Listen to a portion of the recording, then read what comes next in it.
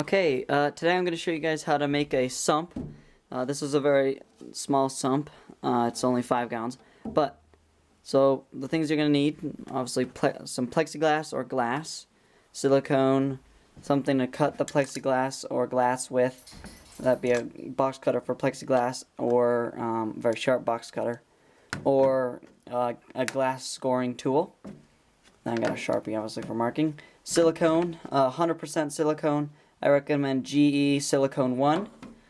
And then a tape measure for obviously making measurements. And then your aquarium. You can just buy a cheap aquarium, or if you find one off Craigslist or eBay for cheap, you can get that. I recommend 10 gallons. But I couldn't fit a 10-gallon underneath my tank because the cabinet wasn't big enough. But if you have space, definitely go with a 10-gallon. Or if you can't fit anything under there, then go with a canister filter, because most canister filters will probably fit underneath your aquarium stand.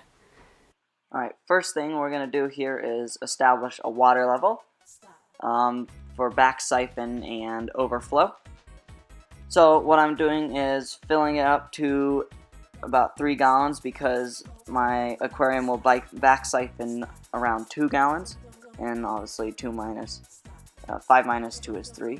So what you do to figure out back siphon is divide the gallons of your tank by the height, and that should get you a very close number, and then I just mark the water level. Then I measured a piece of plexiglass to that water level height and the width of my aquarium, cut with the sharp razor blade using the scoring and breaking technique, and then provided even pressure downwards to break it clean. I cut out 2 of these and then 1 shorter piece as well.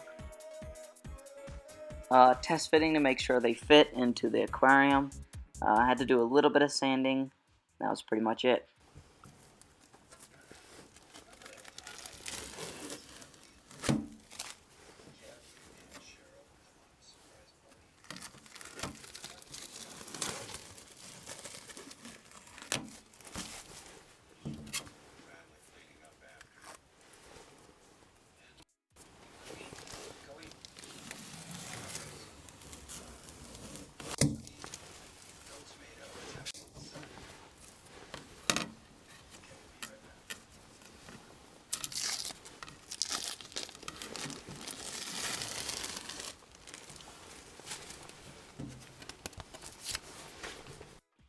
Alright, so I've made 3 compartments separated by these plexiglass things, which are called baffles. Right here is the small one for holding in the biological media so it doesn't come spilling out. So now prep your surface with rubbing alcohol so then the silicone can adhere better to the glass and plexiglass, plus it makes it look cleaner and nicer. Then you just simply add a bead of silicone to the seam and then smooth it out using your finger. You can just dip in water so the silicone doesn't stick to your fingers. Smoothing it out just helps create a better seal and a stronger seal at that.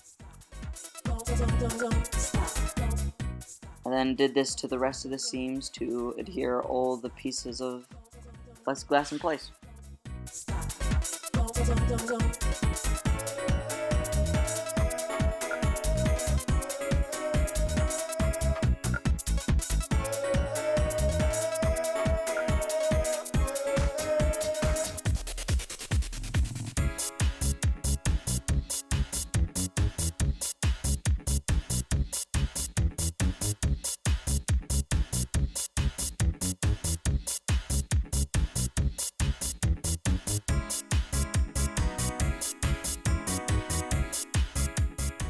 Alright, now let your silicone cure for 24 hours to make sure it has a good seal and doesn't break when you start fiddling around.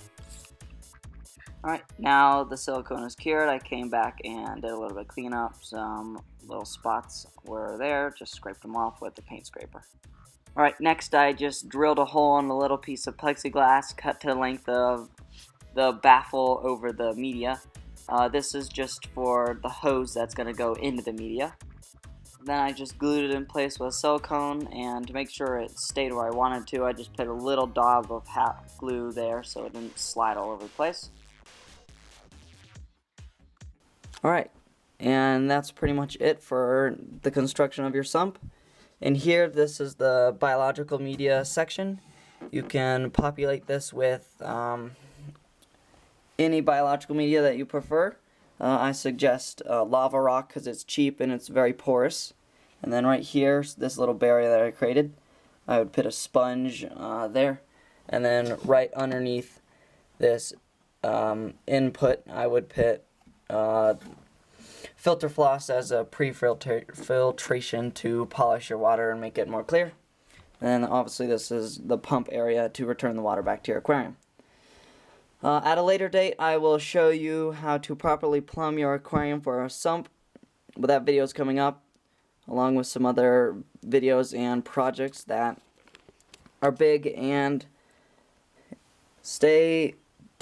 if this video was helpful or if you enjoyed it, please consider subscribing, liking the video, and leaving a comment.